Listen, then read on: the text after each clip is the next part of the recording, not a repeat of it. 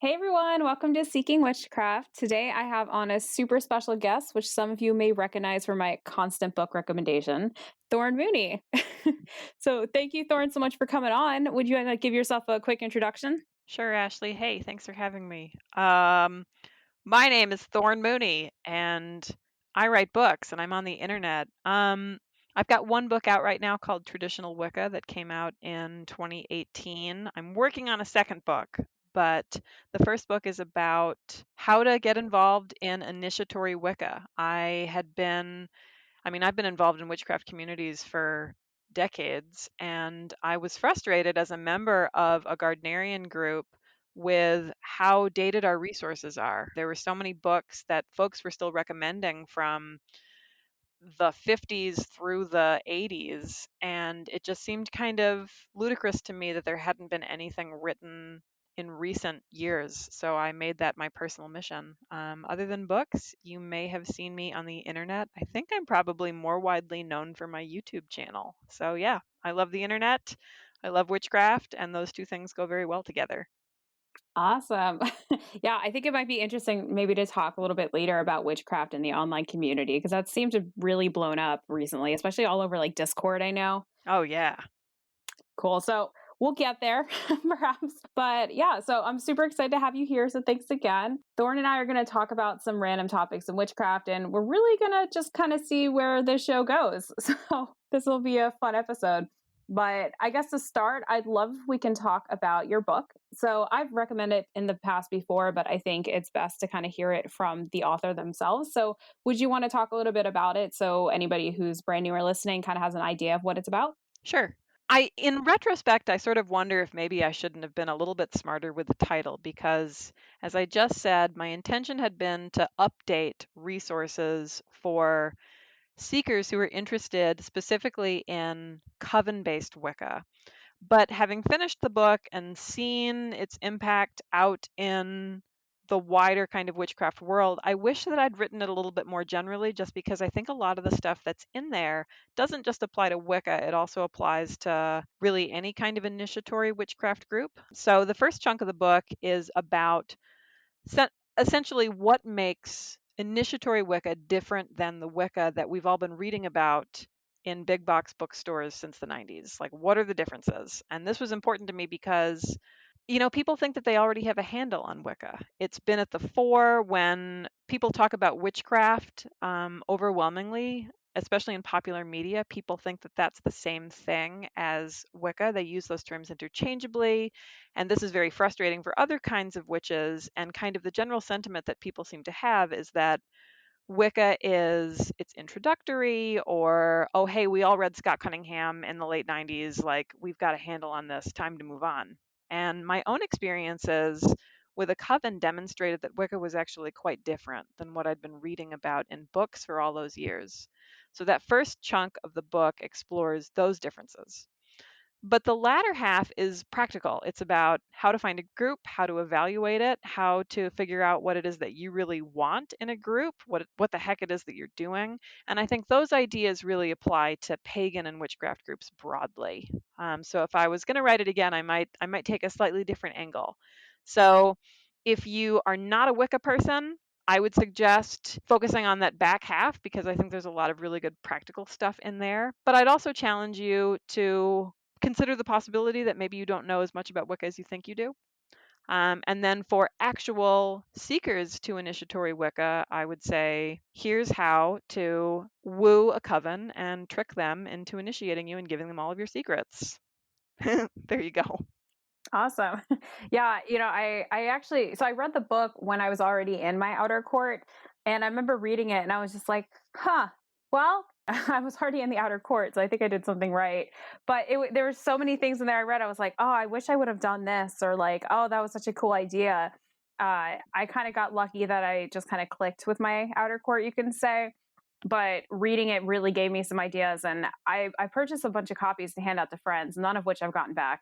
But that's fine. Excellent. That's great That's for me. that's kind of how books go anyway. I mean, especially I feel like witchcraft or Wiccan books, like you get them and you hand them out to people, and then that's the last time you ever see them. You kind of just pass them on. That's true. Yeah. And so you had mentioned you have another book coming out. Would you be able to tell us just like a topic of what it's about? Sure, I'm really pumped about the second book. It's been really, really difficult to write. It's taking me for freaking ever. It is called Next Level Witchcraft. That's its working title, so it might change a little bit in the end. But it's about plateaus. It's about where to go next. And the reason I'm excited about it is because it has a much broader audience. It's not targeted at Wiccans. Obviously, like my background is Wiccan, so you will see Wiccan elements, but I talk explicitly about those things where they appear. And I've modeled it after my experience as a classroom teacher. So when you're in a classroom, I taught high school for several years, you get a big group of kids and they're all over the place, right? You've got some who are excellent readers, maybe they're honor students, they've got more experience, and then you've got kids where English isn't even their first language and they have very limited mastery of it. You've got kids with different kinds of learning disabilities, you've got kids who have different family backgrounds. So you've got this classroom, usually about 30 to 35 kids here in North Carolina, which is horrifying. Be horrified by that. And you're responsible for all of them.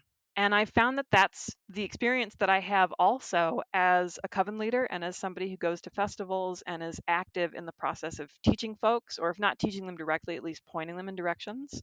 So I wanted to write a book that would help people on plateaus, regardless of what their specific plateau was. So there's a particular plateau, for example, that beginners encounter, which is overwhelm, right? There's so much out there. Oh my God, what do I do? I'm doing it wrong. All these books say something different. And then they don't do anything. So that's a plateau. It took me a long time to get off of that myself as a beginner. And then there's this other plateau that we call the armchair occultist, right? This is the person who reads a ton, knows a lot, super knowledgeable, but has this hang up for whatever reason about getting up and actually applying any of it. There's another type of plateau where folks are it's kind of like overwhelm in the sense that their lives are really busy. How do I actually apply this stuff to my real life? I can't set aside like hours every day to meditate and do ritual and celebrate Sabbats and read books and shit. Like, how do I put this into my real life right now? And then the fourth kind of plateau I talk about is burnout. And it's for community leaders, coven leaders, folks who've been around for a while, particularly people in positions of authority. And this is where I was when I first started writing this book.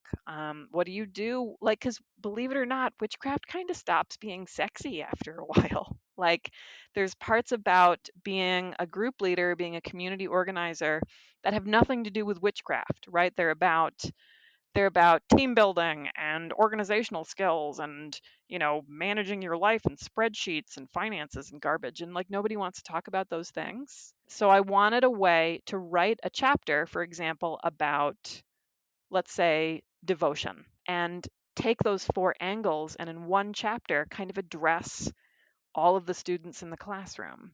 So, like, here's this broader category, and then there are exercises in the back that are differentiated for whichever level you feel like you're at. So I'm really pumped about it. I'm finishing it up now. I'm about to turn it into my editor, and it'll be out hopefully a year after that. So hooray! So I think it's really cool that you have exercises in the back. And I love that it's multifaceted. So it's not like, oh, well, I'm not advanced enough to read this book. It's like, no, there's something in there for beginners. There's something in there for people who have a level of mastery, I guess you can maybe say. But, Yeah, people who run covens or leadership. And, I like how you mentioned that there's parts of witchcraft that just aren't sexy. Like, one of the things getting into this, I learned pretty quickly is witchcraft is fun, it's exciting, but it is so academic sometimes. And can there's be. so much reading and studying that goes into it that nobody really tells you or talks about. Well, once you get more involved, I find that they talk about it. But like when you're first staring at, beginner Wicca, beginner witchcraft 101, it's all about like, here's the fun spells you can do. And I did this cool circle and look at my Instagram altar. And it's nothing about, hey, here's the giant stack of books that I read to get here. Uh, it's Yeah. nobody ever talks about that. Well, so one thing that used to show up in books in the 90s was this sentiment that, oh, pagans love to read, witches love to read. We're all, book lovers and bookworms and whatever. And that's what attracts us to these traditions. And I would argue that there's an element of truth there, sure, but I think that the practice of witchcraft also turns us into readers. So there's another angle that we don't often use. I think that at some point it's helpful if you're not a reader, if you're not particularly academically inclined, it's helpful at some point to develop those skills because that's potentially a way to take those next steps. So it's useful, and it's really cool watching folks who don't have academic backgrounds do things like, I'm going to learn about medieval Latin so that I can read these grimoires, right? Like, and people teaching themselves those kinds of things is just like really badass. It's totally like punk rock outside of the academy, which I'm all about. Um, but all of that said, I think that that's only one aspect. I think witchcraft necessarily isn't academic. Like, inherently it's not academic. Even historically, like, broadly, this category of witchcraft belongs to people who overwhelmingly are not in these educated, wealthy classes, kind of anywhere we look in the world historically. Not exclusively, but I think broadly, if we're making sweeping statements. So you certainly shouldn't feel excluded if those aren't your inclinations. And that's kind of the reason why I spend so much time in multiple mediums. I'm a writer. I love books. I have a formal academic background. I'm a classroom teacher. I've taught at the university level, so like I get that stuff. But it's equally important to me to be on YouTube and Instagram and have those other mediums for folks who don't necessarily want to read 300 pages of your bullshit, like they're busy. Oh yeah. Yeah, and then on the flip side of that, then you have the armchair magician or the armchair witch who reads the books but then doesn't put the practice behind it. And Yeah. I've definitely found myself caught in that category before of like, oh, I'll read all these things, but then I'm just like, oh, okay, cool. And I just sometimes I'm just like in a mode where I'm like, I just don't feel like actually putting this to work. Oh, It's yeah. hard to get No, out of that sometimes. I think we all do that at some point. I think a lot of us are sitting in that place and either don't realize it or don't want to admit it. And here's some examples that come to mind. I'm sitting here writing this book and I'm putting in exercises, and my first book, Traditional Wicca, didn't have any exercises in it beyond a couple of like random journaling prompts or thought exercises. But this one has explicit exercises where I ask you to physically put the book down and go do this thing right now and then come back to me. I'll be here, I promise. um, and as I'm writing this, I'm thinking to myself, are people really going to do this? And it's not because I'm judging them, it's because I'm thinking about all of the books that I have owned and read and spent time with where I've just read them. And then I've been like, okay, cool, I get an idea of what this is about. And then I put it back on the shelf. Like, great examples of that, I'm thinking about Christopher Penzak's Inner Temple of Witchcraft. You know, that whole Temple of Witchcraft series, but particularly Inner Temple of Witchcraft because it's so popular. I joke that one of my favorite things, like one of my favorite times of year, we're witches, we like cycles. I love New Year's because on YouTube, it's Inner Temple of Witchcraft season. It's people with their New Year's resolutions and their Christopher Penzak books, or sometimes they're Timothy Roderick books, but usually they're Christopher Penzak books. And they're declaring that they're going to go through this book. They're going to do a year and a day. And they're gonna do it on their channel so you can follow along with their progress. And not once does anybody ever finish this. It's impossible. Like, nobody does it. These videos come out, like every other week for a couple of months, and then the person disappears and you never see them again. It's great. You pop some popcorn, good to go. Um, so like everybody has this book on their bookcase, but I wonder how many people actually do the exercises. Because when it came out, I don't know, when was that? 2001. So I was like a senior in high school, and I remember getting that book and I did the exact same thing. We didn't have YouTube, but I read it and I told myself I was going to do it, and I didn't. I kind of imagined doing things and I assumed I knew things, and oh, I don't really need to do this meditation because I kind of get it. I've meditated before. Let's just move on. But I did the book later, formally as part of a class, and I was held accountable for those exercises. So suddenly, like in my mid 30s, here I am looking at this material, and it's labeled as a beginner book, but actually going through it the way the author intended, like, holy shit, it was actually really difficult, and I learned a lot. So that left me with the sentiment that I maintain pretty fervently now, and I write about it in my new book. I think sometimes the difference between a beginner book and an advanced book or an intermediate book, it's not the text, it's your approach to it. The beginner reads the book, the advanced practitioner works the book. So I think that's the difference. Yeah, I like how you mentioned that because so I have on my Patreon, we're going to be starting a book club and we're going to be reading Psychic Witch by Matt Aaron. I'm not totally sure how to say Lauren, it. Yeah. the So never ending story. I don't know if that's where he gets his name, but in my mind, that's where he gets his name. well, so I've heard that I have the book. I haven't actually opened it up yet because we're not starting for another week or so. But I've heard that there's some exercises in it. And I'm really excited because I'm like, okay, we're doing this as a book club. Like, we're going to do these exercises together and talk about it. But then on the other hand, I'm like, I'm kind of held accountable because now I have to do them because I have to Yeah. talk about what I'm actually doing. Because honestly, if I wasn't talking to other people about this, there's a pretty big chance I would just be like, okay, like I see what they mean. Like, yeah, I can understand what would happen from this. And then just like turn the page. Oh yeah. Well, I think that's what all of us do at some level. But definitely do the exercises. That book in particular, there's some really, really good shit in there. And I think that's another one of those books where if you just flip through it at Barnes and Noble, it's really easy to sit there and go, okay, it's just like psychic stuff, meditation, like astral bodies, whatever, whatever, like basic stuff, whatever, put it back.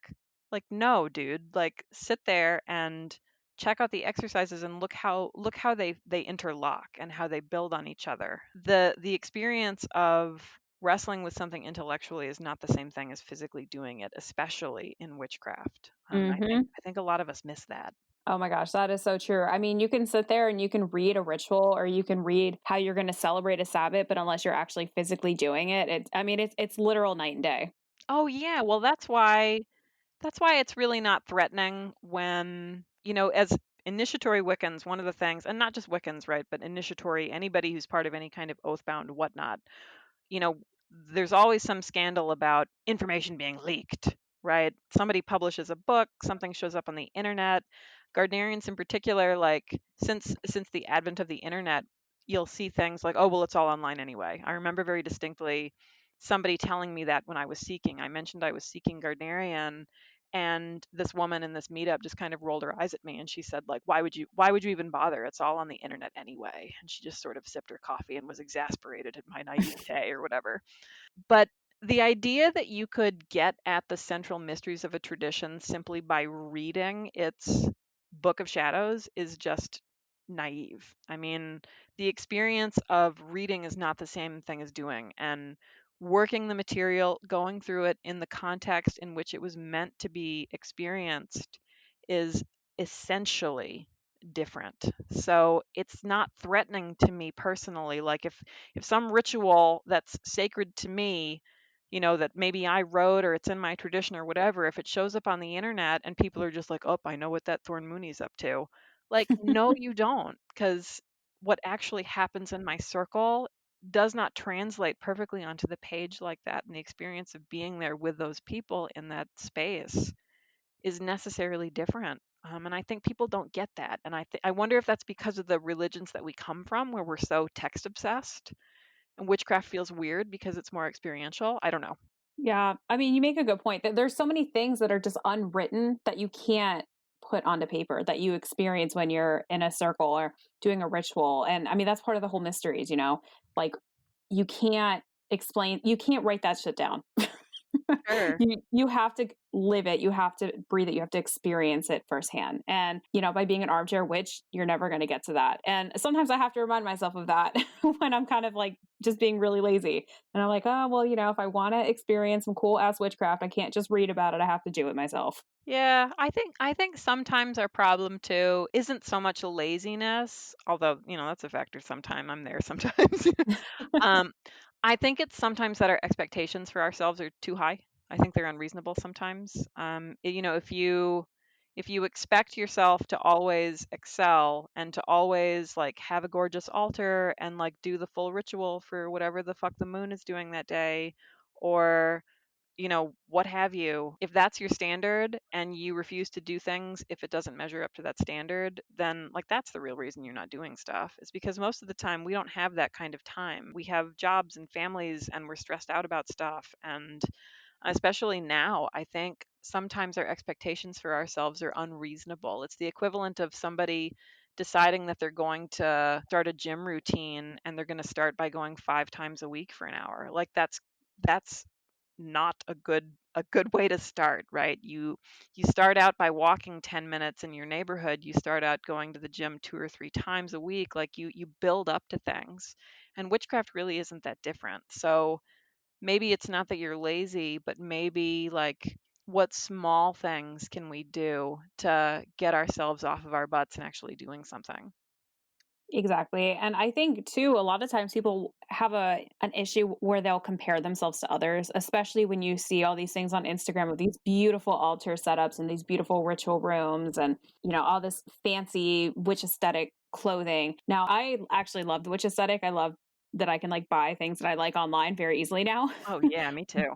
But I think a lot of people, especially beginners, especially when they're first starting out, may be kind of discouraged by, oh, they have this beautiful altar, they have all these things. There could be a couple different layers to this. Like one, like, oh, maybe they worry that they can't afford all of the items, so they won't be able to do a ritual. Or two, they worry that, oh, my altar doesn't look like that, so like it's never going to be the same. Like the my experiences are going to be subpar compared to this person who obviously has their life together because they have a altar cloth and I don't.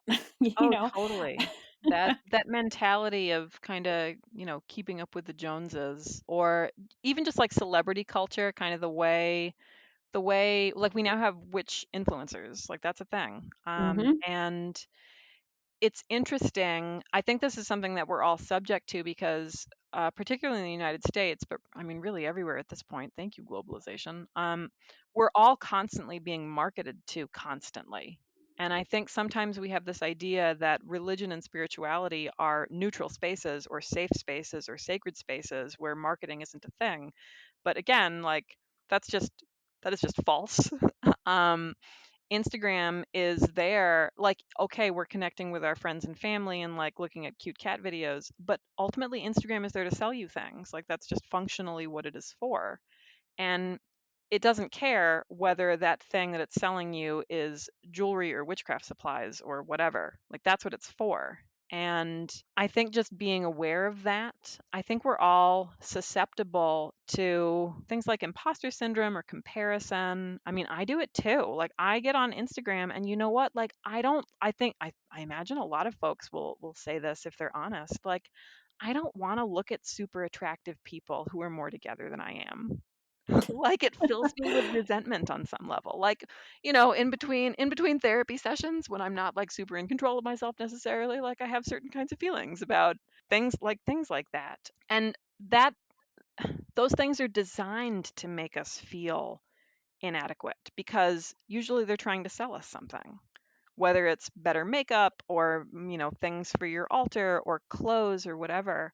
And I don't want to come out and like whole cloth say that the problem is the marketplace, because I think the marketplace is actually really exciting. I'm with you. I like that I can buy magical stuff anywhere at this point. Like I think that's really cool to see an aesthetic that I've loved for a really long time hit the mainstream. That makes my life a lot easier in many ways. Even when it gets annoying, like ultimately, I think it's better for our communities that these things are out in the open. But I would say that, you just have to kind of fix your feeds. Like we're all on social media to some extent, and I've tried to be really conscious of like which accounts are genuinely inspiring and which just make me feel inadequate. And I try to unfollow or at least mute the accounts that just aren't encouraging and aren't inspiring. I think if things make us feel bad when we see them, like sometimes it's because that's what they're designed to do. Other times it's because we've got our own kind of inner work that we need to do. But, we can expose ourselves to that a little bit less sometimes. Everybody's on their own spiritual journey. You can't and you shouldn't compare yourself to others. And this also goes for if you're in a coven too, especially if you're even in a training group. your journey is not going to look like the person who may become your coven brother or sister, or who is your coven brother or sister. Everybody has their own way of progressing on this path. And I think sometimes it's human nature to want to compare yourself to the person sitting next to you and see, how are you doing? How can you stack yourself up? But it shouldn't be like that. And sometimes I think especially beginners need to just remember that, because it's hard to keep that in mind. Yeah, that's definitely, I think, one of the harder lessons about being in, especially a structured coven, but maybe groups broadly. I think a sense of competition is pretty natural and inevitable. I mean, we can tell ourselves all day long that our paths are our own. That's absolutely true. But it's really difficult not to look at the person next to you in circle and maybe envy them because things seem easier for them. Their lives are together, or they don't have the same kinds of burdens, they have more resources, whatever. They didn't have to work as hard to get there, like whatever the heck you tell yourself. And as a coven, like I experienced that when I was in training myself, and then experiencing it from the other end as a coven leader, where I can see that kind of dynamic at work in the folks in my group, and figuring out how to manage those things, because I think sometimes we just want people to pretend that those feelings don't exist, but sometimes that just makes them fester. So I would say, like, at least acknowledging that they're natural, and asserting too that you don't know what other people are up to. Like, you really don't. And this is true for whether we're talking about other people in your coven, or those influencers you're looking at on Instagram, or watching somebody on YouTube, or whatever, the lives of pagan authors, whatever. We have visions for what other people's lives look like. Oh, that person is, they're a professional witch, so their life must just be super magical, just like, witchcraft all the time. How beautiful. Look at all the tea they drink, whatever. But you don't know what other people's practice looks like. You don't know what people's lives look like. You only know what they show you. And I think keeping that perspective is really helpful. Gosh, I kind of have a funny story. It's funny that you say this. I was just thinking about this yesterday, about how you may think like, oh, this person, they have such a magical life. They have their act together. Like, their life is witchcraft and magic 24/7. And I remember I just recorded another episode yesterday with a couple people, and right before the episode, I had some time to kill. So I was in my kitchen, just on the floor, scrubbing my fridge. I was so gross. And so my refrigerator, I had something leak in there. So I was cleaning it out. And then I had to hurry up because I needed to go and record an episode. And so I remember I was in the middle of hand deep with, spray and Clorox wipes and everything. And I was like, I'm going to have this episode come out, and I can only imagine what some people may think, for example, what my life may be. And they have no idea that 15, 20 minutes before I recorded this, I was on the floor scrubbing my fridge because I had to do a normal human mundane task of keeping my apartment clean. I was like, this is not magical at all. Yeah, well, I think about being both a high priestess of a coven and also being a pagan author. As the high priestess or high priest of a group, as a coven leader, as an organizer, kind of whatever leadership role you're in, I think people have this idea that we just sort of swoop around in robes with like flowing hair and dispense wisdom or something.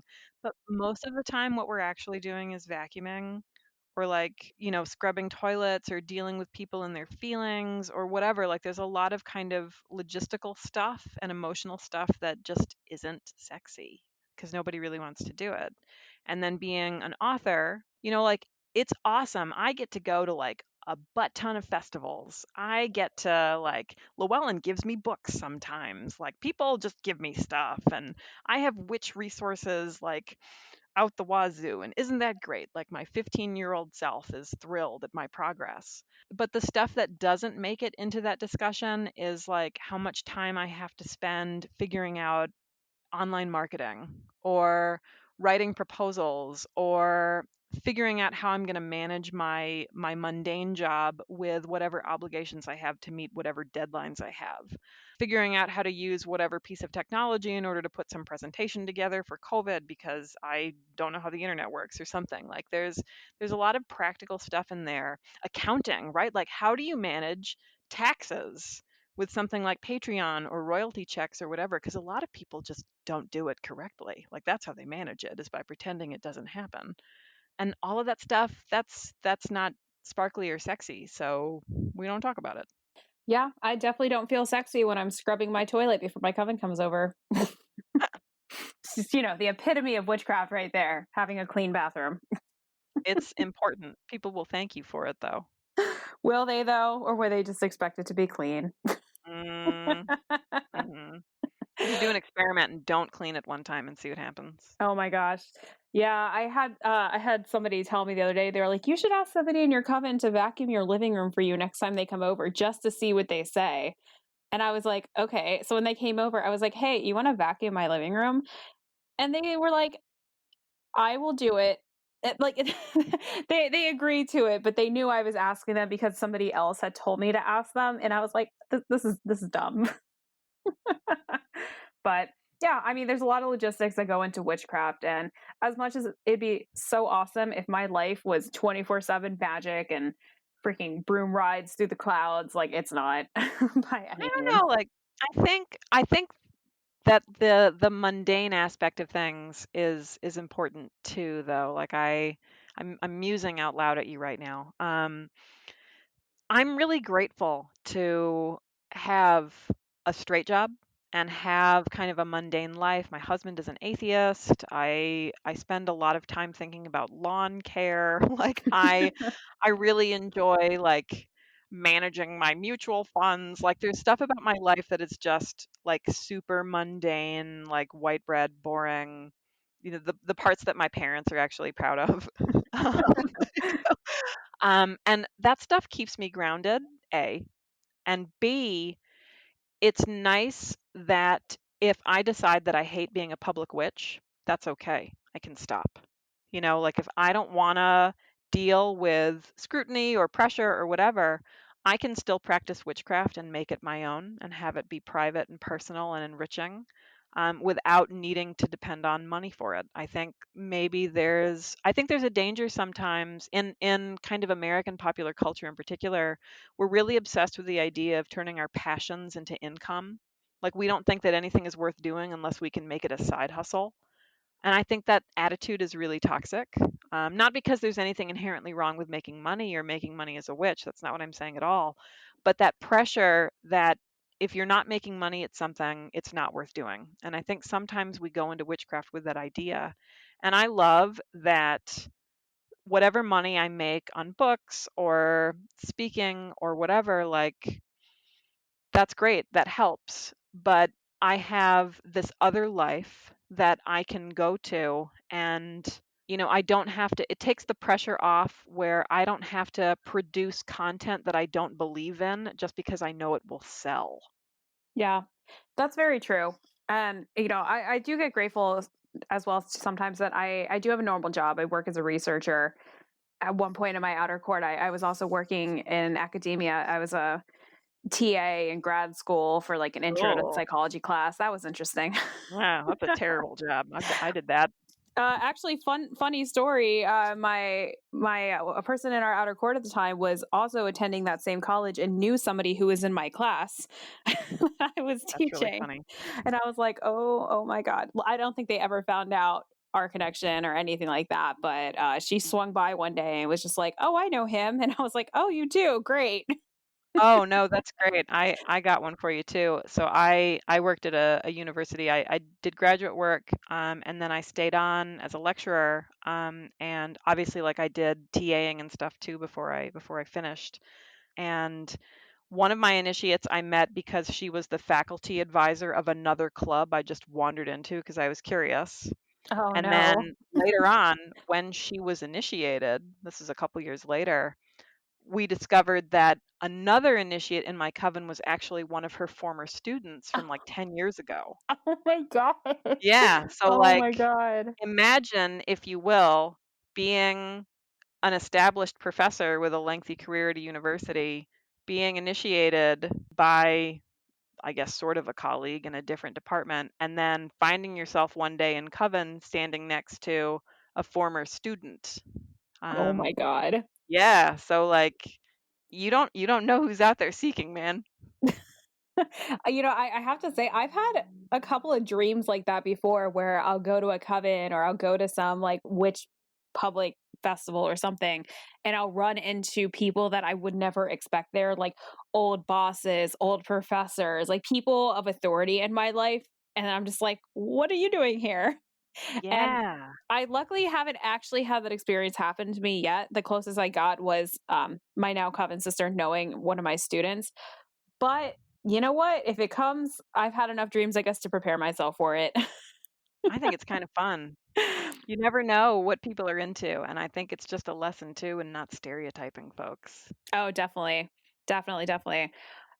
One other thing I wanted to mention about having a mundane life and a mundane job, as a grounded part of yourself, is I also appreciate that when I do code a circle or I'm part of a ritual or I'm hanging out with my witch friends or talking to them, it makes it that much more special because when I'm spending 8+ hours a day, especially working from home now, just constantly video chatting with my colleagues about COVID and research things and all these things that I work on. When I get that time when I can finally talk to the people in the community, I'm like, oh, like it's just, it's nice. It's nice being able to have that break. It makes it that much more special. Yeah, it's cool. I think the word sacred itself means set apart, and I think like I remember reading witchcraft books for the first time, and there was this emphasis everywhere that like everything is sacred, the divine is everywhere, blah blah blah, everything's sacred. And okay, yeah, on one level, but like necessarily by definition, if everything is sacred, then nothing is. Hmm. And that really hits me sometimes. It's nice when your religious life, your magical life is something like sometimes we do need an escape hatch. Like on the one hand, we're not supposed to think of our craft as something that, we escape to, but sometimes that's what we need, and that's okay. Yeah, that's definitely fine. It's so nice when I do get to see my coven and my HP and HPS and spend that time with them because I'm not lucky in the sense that they live close to me that we can just, hop in a car, live, 15-20 minute ride and go visit each other. They live a couple hours away. So it just makes it that much more special. Yeah, my experience was similar. Yeah, I would love to have them just down the street, but it's not how the world works, unfortunately. I don't know. I think that there's something valuable too in having that distance, especially I don't know. Like I think it fosters a sense of autonomy and power too. One of the things that seekers and beginners, not in any particular tradition, but I think just in witchcraft broadly, I think there's a tendency to rely really heavily on other people to validate us. And that means something really different in a traditional context. Like, obviously, if you have a mentor, a high priestess, somebody who's training you, that's one thing. But I think a lot of us come in really anxious for other people to kind of do things for us sometimes. And sometimes some distance and some space is good for making sure that that doesn't happen. That's very true. So we talked a bit about witchcraft in the online community. So I've only been out with this podcast about a little over a year now. I don't spend a lot of time on YouTube and I'm on Twitter occasionally, but I know you have a lot more experience, especially in YouTube and Discord. And I want to ask, have you seen a difference in the community over the years? Yes, I maintain that there's no such thing as a singular witchcraft community. I think for a long time we were accustomed to speaking about particularly the pagan community. And what I've found is that the internet and festival communities or meat space communities are very different places. And they have different demographics and they're concerned about different things. I think they have different political leanings. They have different taboos, different concerns.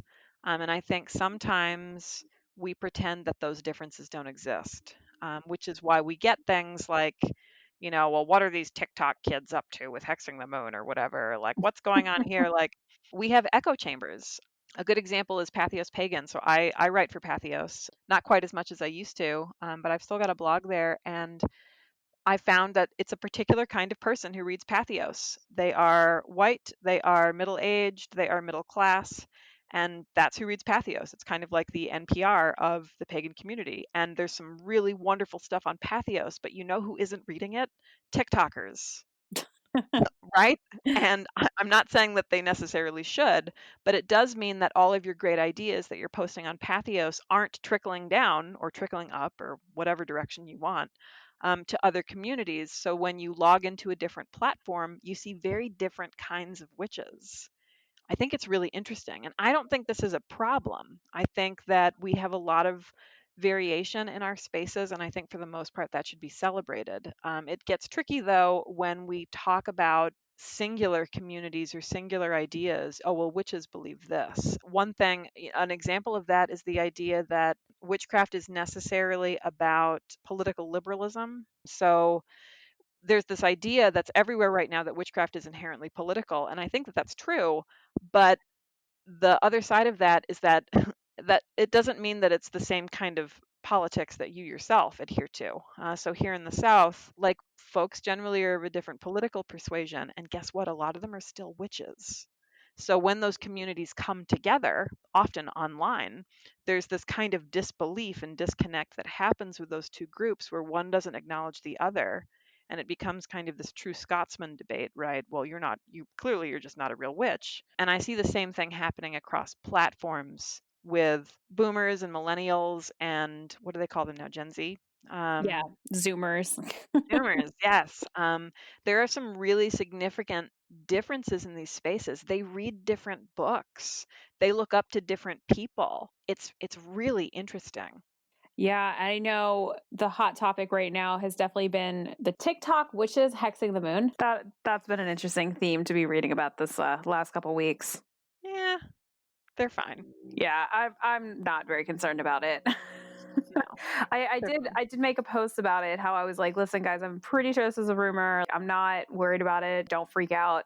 And somebody commented like on something of mine saying, "Oh well, ever since they did that, I haven't been able to see the moon recently."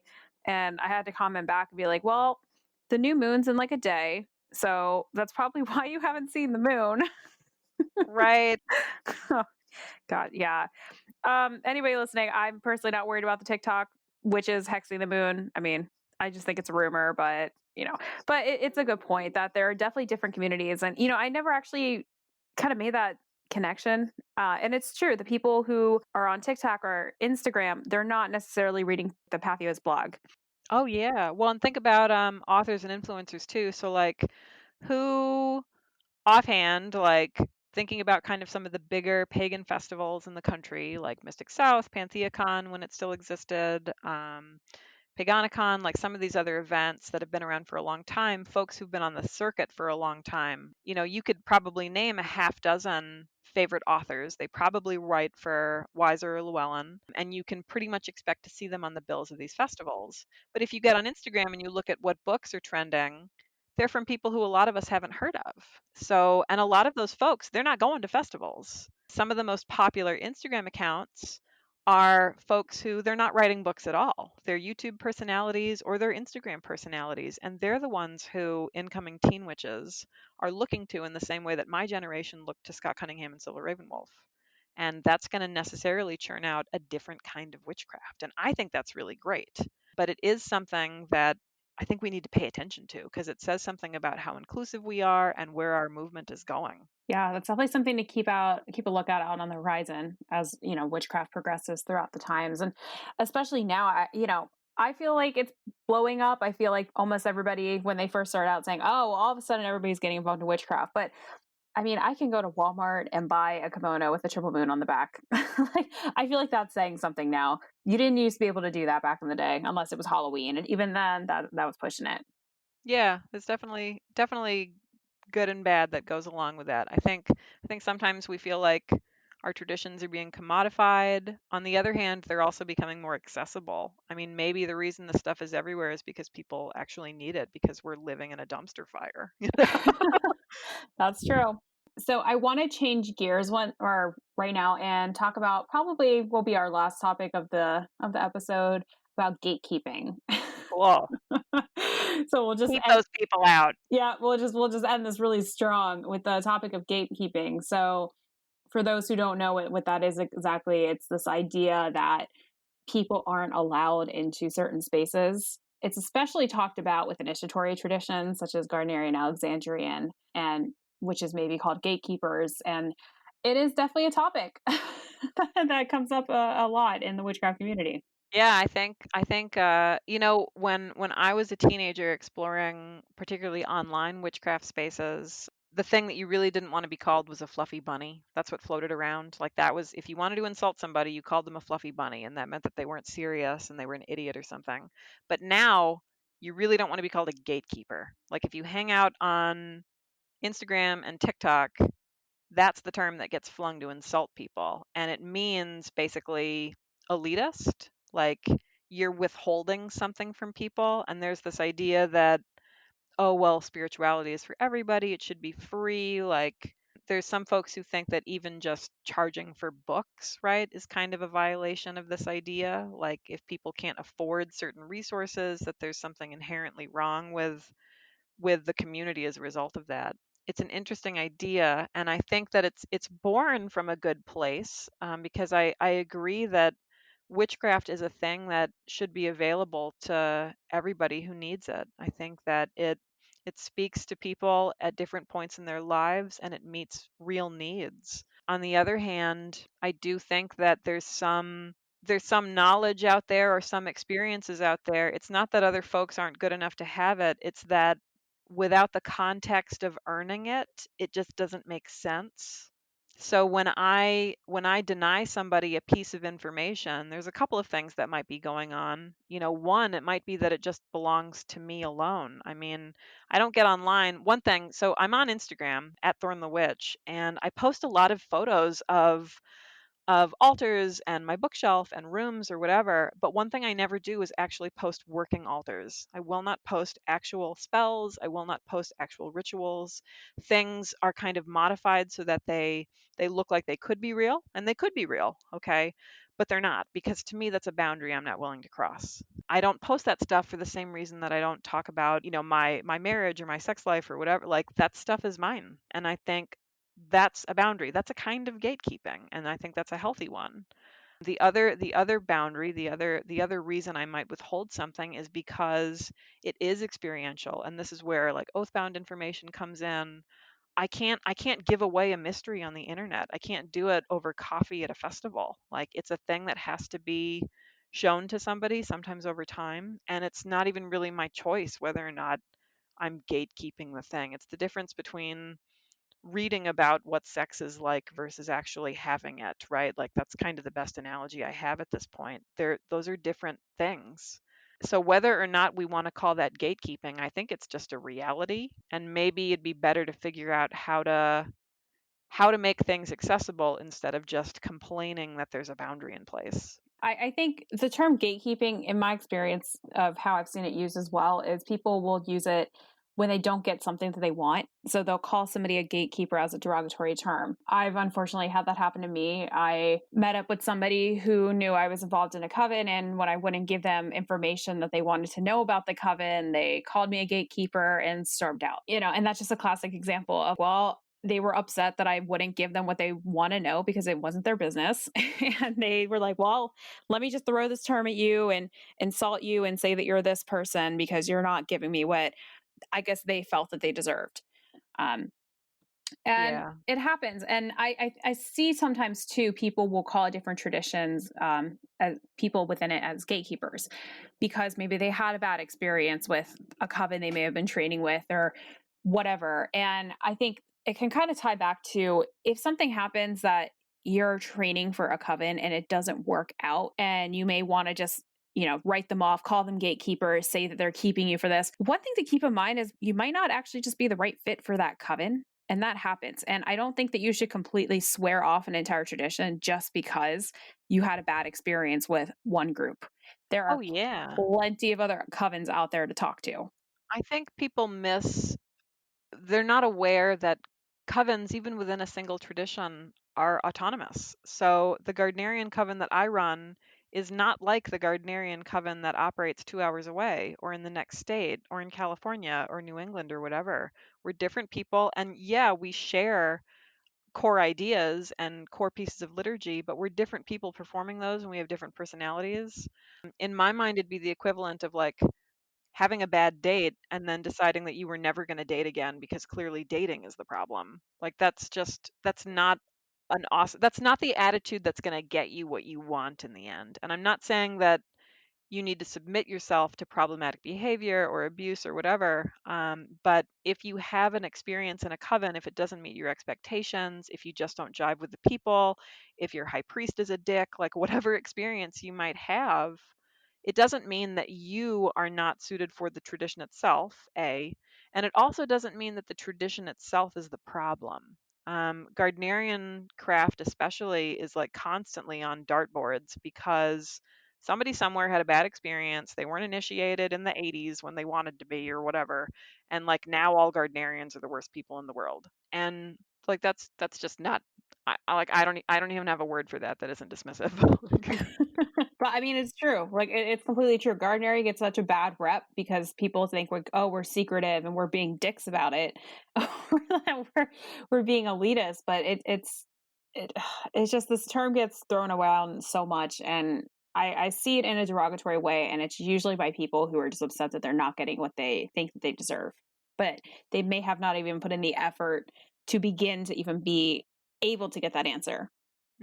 Yeah, I mean, it's a mix. Like there are definitely some crappy Gardnerians out in the world. You know what I mean? Like there are definitely elitism is absolutely a thing that exists, and it's a thing that sucks when you encounter it. But privacy and elitism are not the same thing. No, they're not. Hooray! Yeah. So now that we may have unintentionally scared some people off. No, I'm kidding. No, I think it's a good topic to end with. And, just because somebody's keeping a secret doesn't mean they're a gatekeeper. There's probably a reason for why they are keeping things off to the side until perhaps you're ready for them. Yes. All right. Well, cool. So, Thorn, do you have any final words or anything you'd want to add about any topics we talked about today? I just like to generally encourage people to explore widely and read widely and like don't get too invested in anybody's personalities or, like cast a wide net and try and sometimes it's hard and that's okay because life is just hard. There you go. There you go. So you kind of just answer this. So if you don't have an answer for this, that's fine. But I usually ask people at the end, like, what's one piece of advice you'd give to somebody who is completely brand new, just starting out, may have not even picked up Scott Cunningham? Oh, Do you have any advice that you would give to somebody in a position like that? yeah, totally. Go do something right now. Go do a spell, go do a ritual, go pray to something. Like go do whatever the weird thing is that you're curious about. I think getting over that initial hurdle of doing it wrong is one of the hardest things, and in my mind, the best way to do that is to just go do something wrong right now. Like, that'll give you a starting point. It makes it less scary. You'll have already done your first ritual, your first spell, or whatever. Like, get the book on your shelf, turn to the thing that looks interesting. Like, there's a lot of folks out there who would tell you, like, about all the horrible things that can happen to you, but, like, having worked with teenagers for many years, having run covens for many years, like, nobody's really that powerful to hurt themselves. Like, I'm sorry. Like, most people are just blowing smoke up your butt about like how powerful they are when they caution you about like demons and blowing your face off. You're going to be fine. Probably nothing's going to happen. Go do a thing. And you know what? Sometimes people just need that motivation to get up and do something. So you're hearing it right now. Thorne's saying it. I'm going to back her up. Do it right now. Whatever it is, go get that book Yeah, and do it go do it. Go run outside and howl at the moon, right which now. might not be there because of TikTok. Oh, yeah, definitely. TikTok witches are the ones to blame for that. Sorry, guys. Mhm. All right. Well, thank you, Thorne, so much for coming on. How can people reach you if they want to check out your social pages? The best way, probably the fastest way, is to find me on Instagram at Thorn the Witch. Just one word, Thorn the Witch. Thorn does not have an E. I'm not that cool. It's just the word thorn. And my Instagram bio has links to all of my other junk. Awesome. And then you also have a Discord and Patreon page as well, right? I do. I have a Patreon. It is sliding scale. So all content is available at all tiers. So you can get all of my ramblings and extra videos and even some of my bad YA witch fiction, which I'm actually kind of proud of, for $1, which is great. Nice. And there's a Discord server that goes along with that. That's really fun. All right. And then for anybody listening, you guys can find me on Facebook, Twitter, Instagram. On Facebook, I'm Seeking Witchcraft Podcast. On Twitter, I'm at Seek Witchcraft. Instagram is Seeking Witchcraft. Or I also have a Patreon. It's just Seeking Witchcraft. or yeah, I know. Speaking of patrons, I just want to give a shout out to the Witchling Neophyte and Seekers group. You guys are awesome. And we're for real so close to being able to get an actual mic. I'm so excited.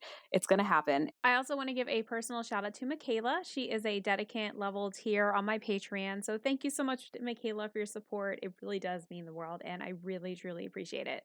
And we're going to start our book club like within the next week or two. So it's going to be fun. Yeah, enjoy Psychic Witch. Oh yeah, I'm really excited. The book, first of all, I love the cover, and like I'm really excited that there's exercises in it because it's going to give me something to talk about instead of just Yeah. like, hey, what did you think of this chapter? It's going to be like, oh, what happened when you did X, Y, and Z. Yeah, Matt knows what he's talking about. It's a good book. All right, well, thank you so much, everybody, for listening, and I'll talk to you next time. Bye.